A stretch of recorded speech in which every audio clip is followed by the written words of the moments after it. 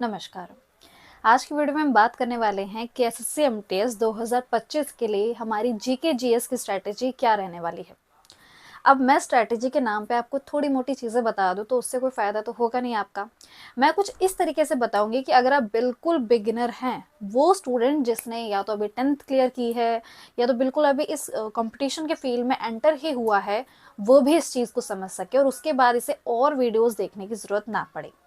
हम इस वीडियो को 5 स्टेप्स में कवर करेंगे और हर एक चीज मैं आपको बताऊंगी। स्टेप नंबर 1 होगा हमारा कि हम एग्जाम पैटर्न को समझेंगे। हमें पता होना चाहिए जीके का कितना आ रहा है, क्या आ रहा है ना। हर चीज आपको पता होनी चाहिए, कितने मार्क्स होते हैं, मेरिट कैसे आती है, थोड़ा बहुत मैं अंदाजा आपको दे दूंगी।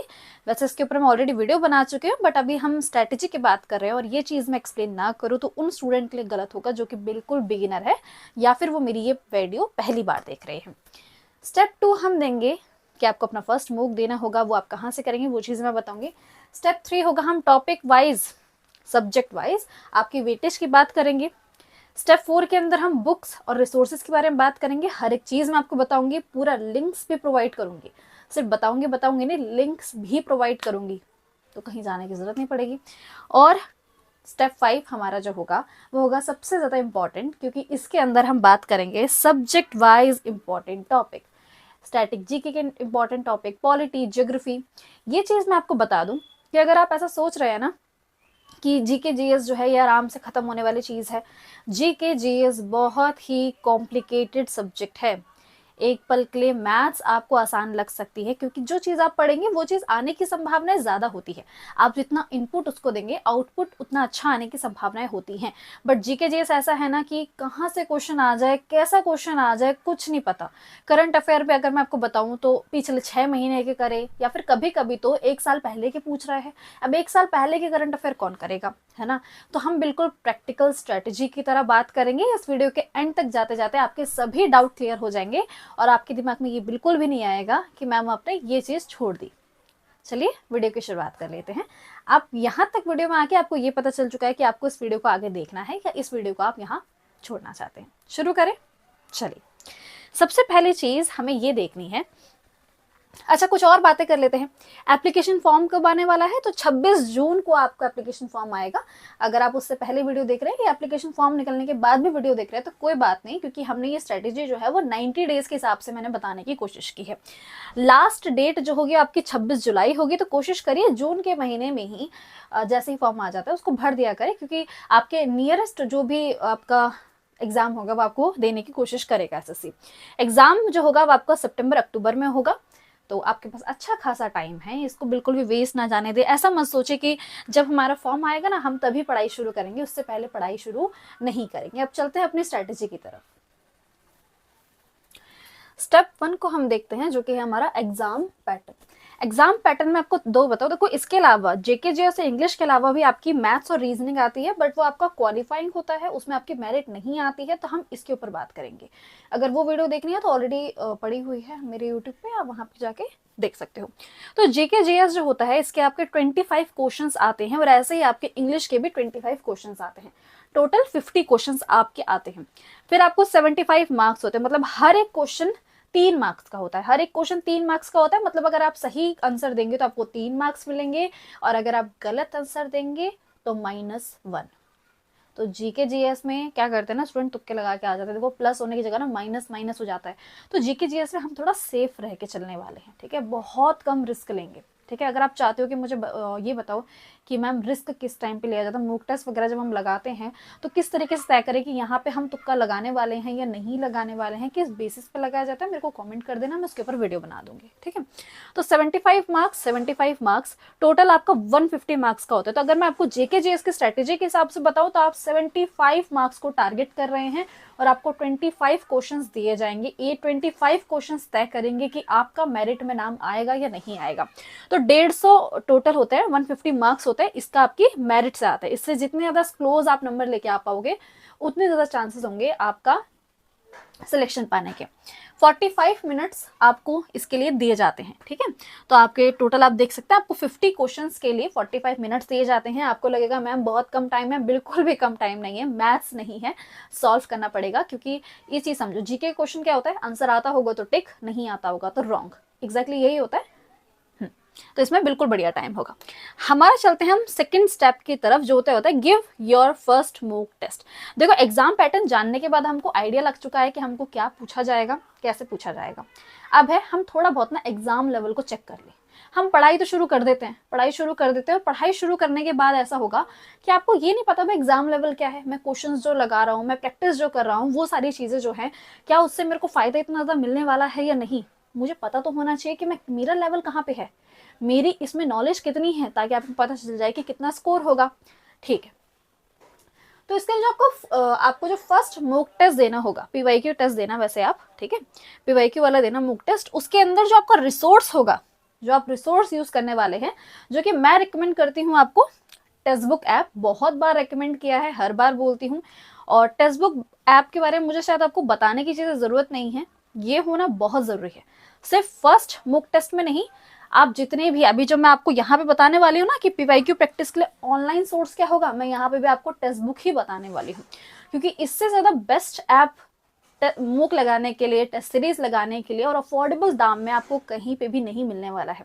और अगर आप ये चीज छोड़ रहे हो तो आप बहुत बड़ी चीज अपने लिए छोड़ रहे हो, क्योंकि अगर ये चीज नहीं है तो आप वैसे ही सफर में नीचे हो जाते हो, क्योंकि आपको ये नहीं पता कंपटीशन कितना है।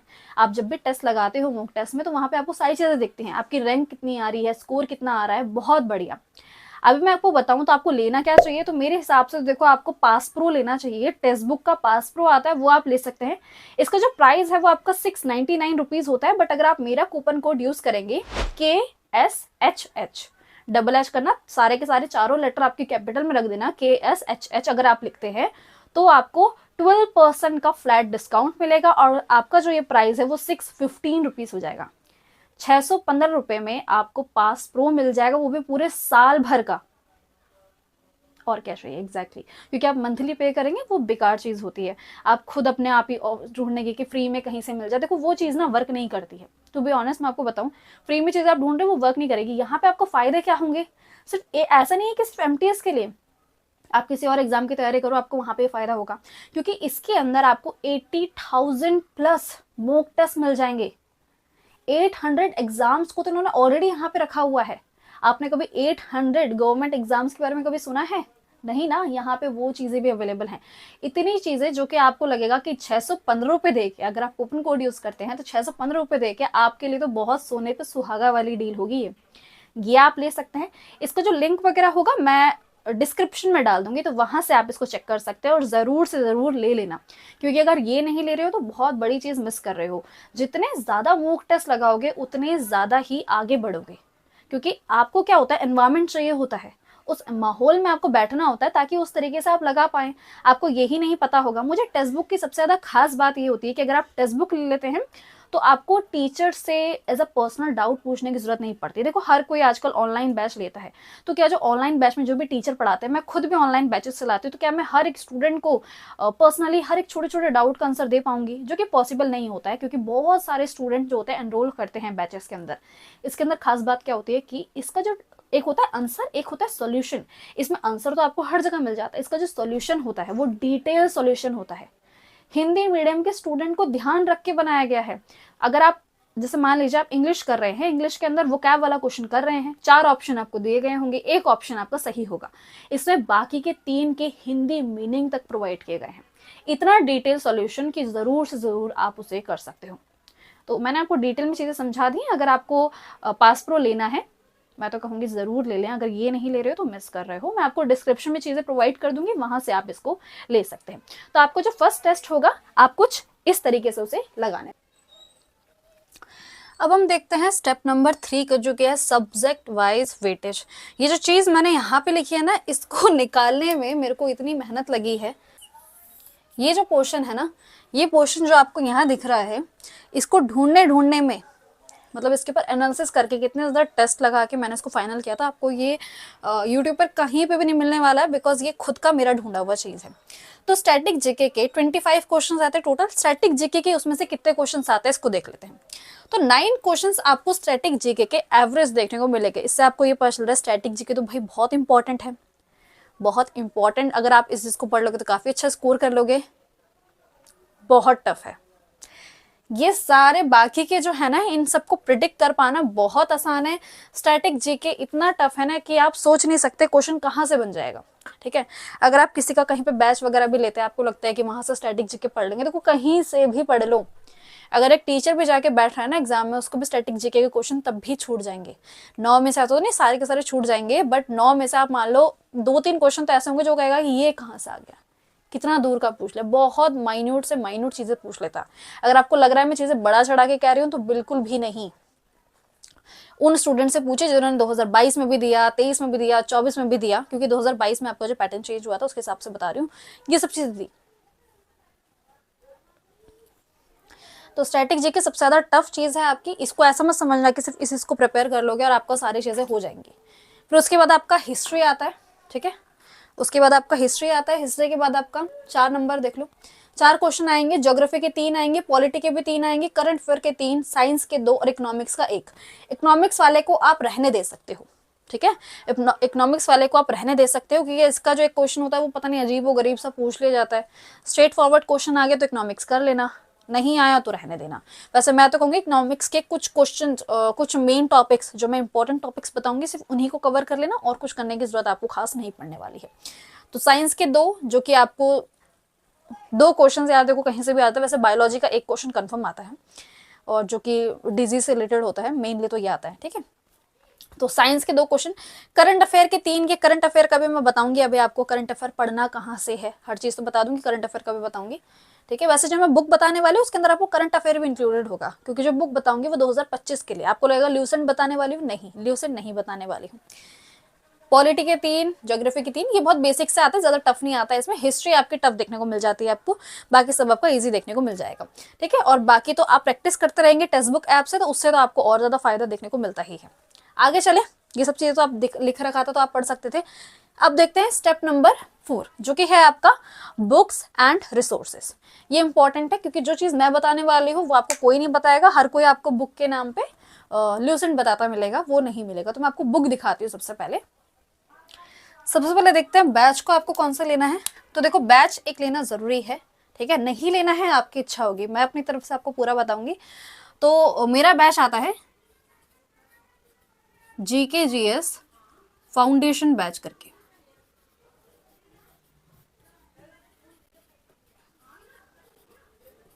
ठीक है, जीके जीएस फाउंडेशन बैच करके मेरा बैच आता है एप्लीकेशन कशिश भट्ट एकेडमी के ऊपर। आपको साइड में ये जो दिख रहा है स्लाइड, इसमें आप देख सकते हैं बैच के अंदर कैसा कंटेंट होगा। ये बैच आपको 325 रुपीज में मिल जाएगा।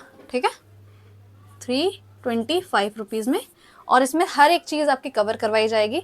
इकोनॉमिक्स के पार्ट में हमने नोट्स प्रोवाइड किए, जैसा कि मैंने आपको कहा कि सारी चीजें करने की जरूरत नहीं है, सिर्फ नोट्स पढ़ लीजिए, मेन चीजें पढ़ लीजिए, उसके अंदर डिटेल में जाने की जरूरत नहीं है, क्योंकि एक क्वेश्चन आएगा वो भी टफ आता है, बाकी सभी चीजें आपको इसमें देखने को मिलेगी। तो इस बैच के अंदर आपको हर एक चीज प्रोवाइड की जाएगी। हम पीवाईक्यू के एसएससी के पीवाईक्यू हम एक पीडीएफ फॉर्म में प्रोवाइड करते हैं, वो भी आप आराम से सॉल्व कर पाएंगे और अच्छे से आपको समझ आएगा, आंसर के साथ उसके अंदर प्रोवाइड किया गया है।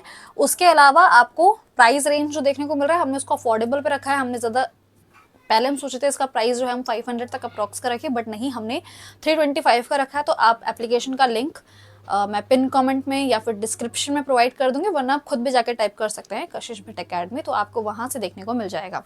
आपकी चॉइस होगी, बैच अगर मेरा लेना है तो लीजिए, नहीं लेना है तो कोई दिक्कत नहीं है, पर किसी और का बैच भी जरूर ले लेना, क्योंकि विदाउट टीचर आपके लिए पढ़ना काफी मुश्किल हो जाएगा। बात करते हैं थ्योरी या नोटबुक की। नोट्स की तरह एक बुक होगी, तो इसके अंदर आपको ये वाली बुक यूज करनी है, जीके डाइजेस्ट बुक कहते हैं इसको। ठीक है, उस बुक की तरफ से ये आपकी बुक आती है। इसको डाइजेस्ट, एक हैंडबुक भी आती है, डाइजेस्ट भी आती है। हैंडबुक जो होती है काफी पतली होती है, रुकिए मैं आपको दिखा ही देती हूँ।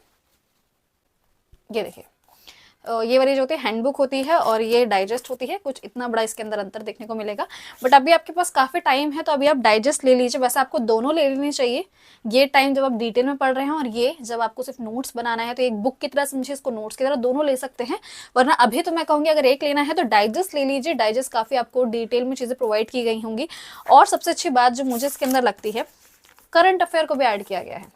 यहाँ देखो, तो आपको करंट अफेयर को भी यहाँ पे ऐड किया गया है। तो आपके लिए काफ़ी आसान होगा, हर एक चीज़ बुलेट पॉइंट्स में बनाई गई है। तो अगर आप बैच नहीं भी लेते हो किसी का, वैसे मैं तो कहूँगी यार ज़रूर ले लेना, वरना इससे भी आप काफ़ी अच्छा कर सकते हो। बाकी एक और बुक मैं बताऊँगी और टेक्स्ट बुक तो आपको लेना है, तो ये चीज़ों को ध्यान रखोगे तो काफ़ी अच्छे से आप इसमें परफॉर्म कर लोगे। तो इस बुक का लिंक मैं आपको पिन कमेंट में प्रोवाइड कर दूँगी। डिस्क्रिप्शन तो वैसे भी आप खोल के देखते नहीं हो, तो पिन कमेंट में प्रोवाइड कर दूँगी, वहाँ से आप डायरेक्टली बाय कर सकते हो। मे बी अमेजन का लिंक मैं प्रोवाइड कर दूँगी, ठीक है। उसके बाद आपको पीवाईक्यू प्रैक्टिस के लिए, अब भाई आपने बैच ले लिया, आप लेक्चर्स मेरे देख रहे हैं, उसके बाद आपको नोट्स भी है, तो नोट्स बनाने की जरूरत नहीं। वैसे हम प्रिंटेबल नोट्स भी आपको प्रोवाइड करते हैं, तो वो आप भी प्रिंट कर सकते हैं, वरना ये भी बहुत ज़्यादा सफिशिएंट रहेगा। आपकी दोनों चीज़ें हो गई। अब बात आती है प्रैक्टिस के लिए। तो प्रैक्टिस के लिए क्या लेना है, कोई प्रैक्टिस के अलग से बुक लेनी है। तो देखो ऐसे मत करना कि पिनेकल वगैरह लेना चले गए, वो सब लेना चले गए। ये वाली बुक ले सकते हो आप। 27 सॉल्व पेपर करके बुक है। तो इसके अंदर जो आपके क्वेश्चंस होते हैं वो 2016 से लेके 24 तक के, अभी जो 24 का रिसेंटली हुआ है उसके भी क्वेश्चंस को, पेपर्स को इसमें ऐड किया गया है 27। और इस बुक को उसके जीके के क्वेश्चन और इंग्लिश के क्वेश्चन टिप्स पे याद कर लो। इतनी बार सॉल्व करो, इतनी बार सॉल्व करो कि ये बुक का कोई भी क्वेश्चन आपको दिख जाए ना, जीके और इंग्लिश का, मैथ्स रीजनिंग के ऊपर उतना फोकस करने की जरूरत नहीं है, पर दोनों में से दिख जाए तो ये बुक आराम से हो जाए। टेक्स्ट बुक से भी हो सकता है, पर देखो पॉइंट यहाँ पे ये है ना, जब तक कि बुक के फॉर्मेट में नहीं होगा ना, आप उसको याद नहीं करोगे। बुक के फॉर्मेट में होना बहुत जरूरी है, इसलिए मैं कहती हूँ ये सिर्फ 2 बुक आपको लेनी है, इसके अलावा और तो कुछ लेने की जरूरत नहीं है। दोनों के लिंक मैं प्रोवाइड कर रही हूँ, तो मेहनत करने की भी जरूरत नहीं है।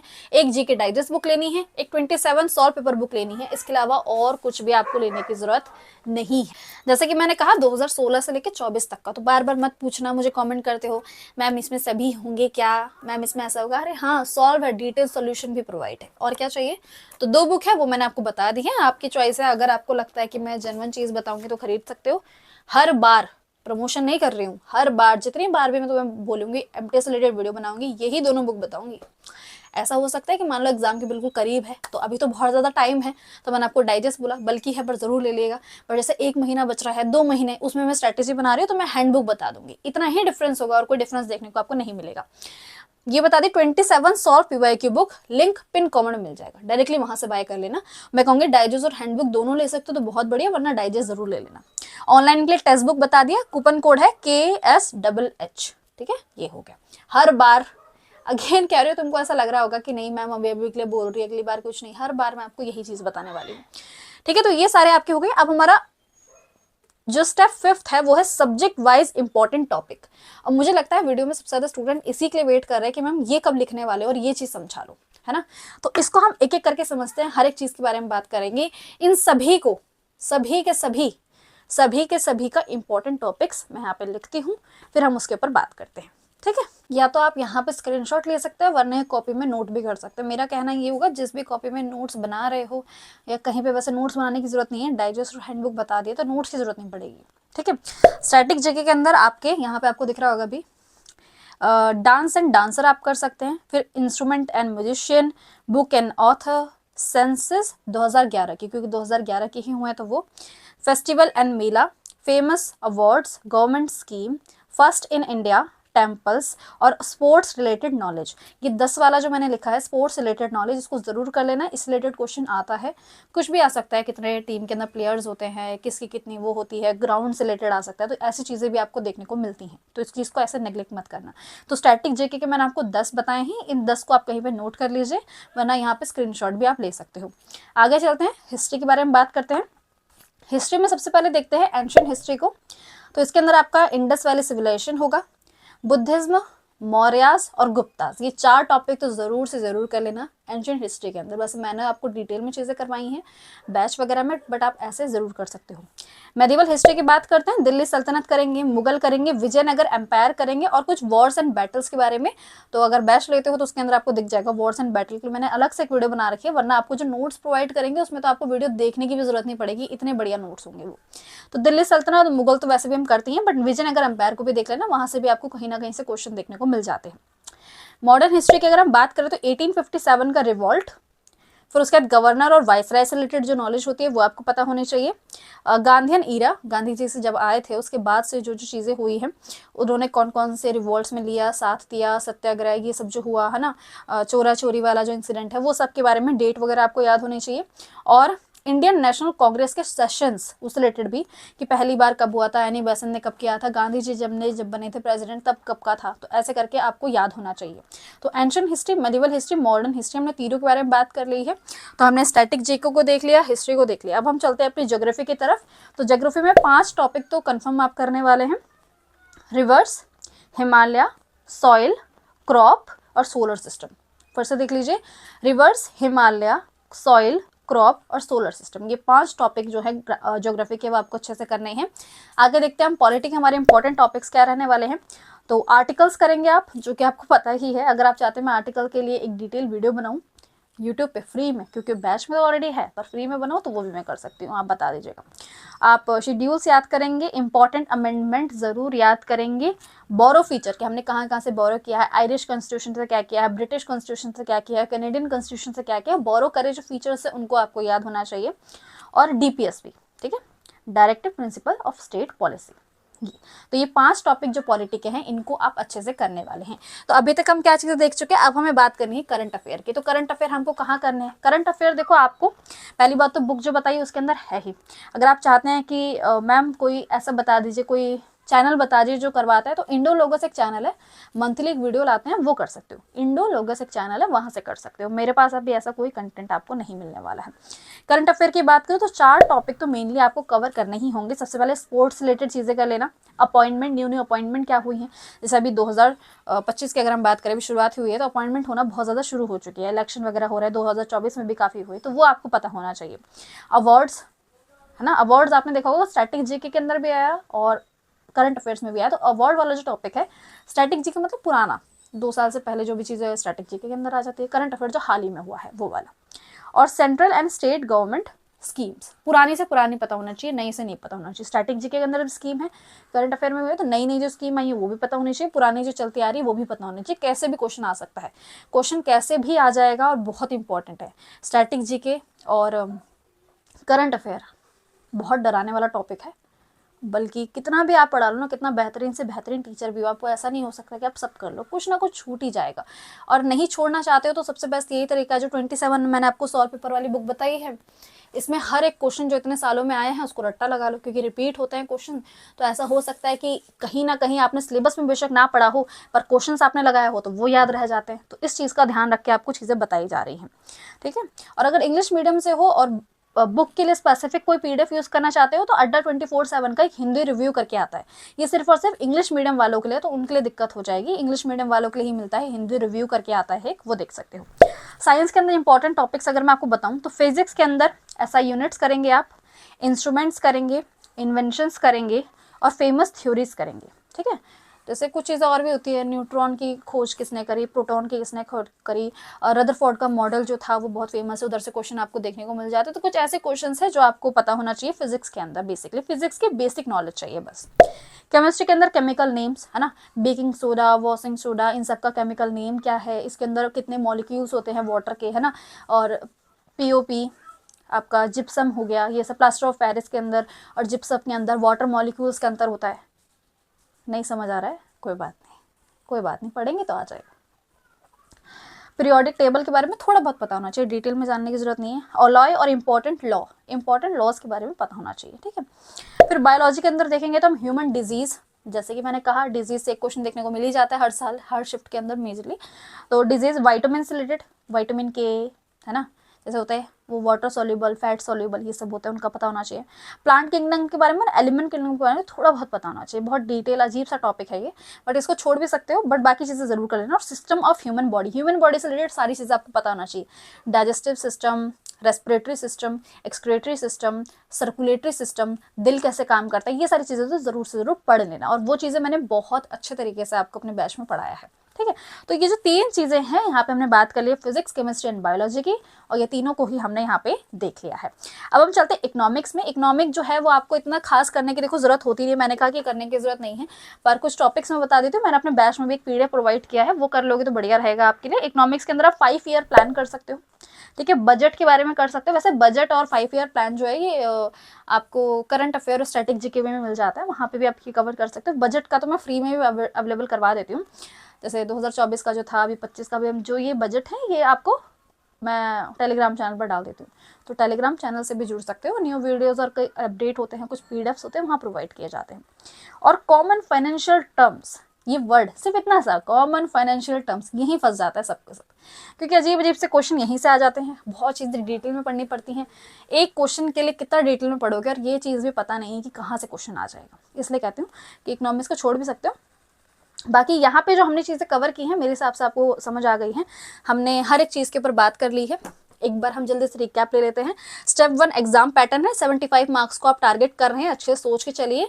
और 75 में से बहुत बेहतरीन से बेहतरीन स्टूडेंट अगर आप बुक्स वगैरह जो मैं कह रही हूँ और हर एक चीज़ जैसे मैंने आपको समझाया, तो आप 65 प्लस तक जा सकते हो। ठीक है, 70 प्लस तक बहुत मेहनत लगेगी, रट्टा जिसको कहते हैं ना। आपने सारे क्वेश्चन पेपर जो मैंने आपको सॉल्व पेपर बुक बताई उसको कर लिया, आप टेक्स्ट बुक पे भी लगे हुए हैं हर दिन क्वेश्चन करने में, तब हो सकता है, वरना 65 तक जा सकते हो। पहला मुख देंगे, टेक्स्ट बुक ऐप के बारे में बता दिया, पास प्रो ले लेना, आपका KSHH करके है, कूपन कोड है। वेटेज बता दी, इस वेटेज को लिख लेना, और सेम वेटेज अगर कहीं और मिल जाए तो समझ लेना कॉपी किया गया है, क्योंकि ये मेहनत से मैंने निकाला है। बुक्स के बारे में, बैच के बारे में बता दें, GKGS फाउंडेशन बैच, मेरी एप्लीकेशन कशिश भट्ट अकेडमी के ऊपर आइए, 325 रुपये में आपको ये बैच मिल जाएगा। आराम से हर चीज़ का वो करिए, नोट्स वगैरह डाउनलोड कीजिए। थ्योरी और नोटबुक के बारे में बता दिया, दोनों बुक ले सकते हो वैसे, डाइजेस्ट और हैंडबुक, वरना डाइजेस्ट तो कंफर्म ले लेना। ठीक है, BYQ के लिए ऑफलाइन मैंने बताया 27 सॉल्व पेपर बुक, सब कुछ याद होना चाहिए तुमको। इससे क्वेश्चन आ जाए तुमको ऐसा रहे ये तो मैंने पढ़ा है, मैंने इसको 10 बार क्वेश्चन लगा, 10 बार पूरी बुक की तरफ से गो थ्रू हो जाए, तो यार रट्टा लगाना पड़ जाए पर कर जाओ। क्योंकि जीके ऐसा टॉपिक है ना यार, जितना रट्टा लगाओगे, जितने क्वेश्चन से गो थ्रू होगे ना, उतने ज्यादा शार्प होगे। सिलेबस जितना मर्जी कर लो वो नहीं हो पाएगा, पर देखो सिलेबस करोगे ना, सिलेबस का रोल कितना है आपका 60% है, पर 40% ये है कि कितना मोक लगाओगे।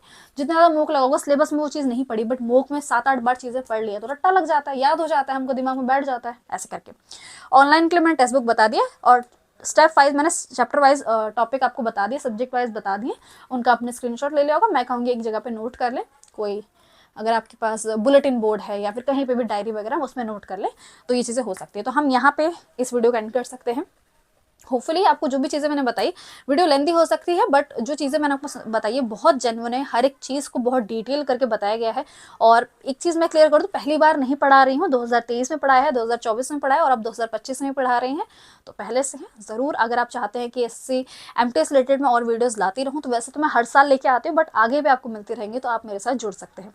मिलते हैं फिर नेक्स्ट वीडियो में, मे बी हम मैथ्स या फिर स्ट्रैटेजी या फिर उसके लिए रीजनिंग के लिए कुछ बातें करने वाले हैं। सबको लगता है कि बिल्कुल भी ज़रूरत नहीं है, बट हम कुछ बातें करेंगे, कितना इंपॉर्टेंट वो हमारे लिए है। मिले फिर नेक्स्ट वीडियो में।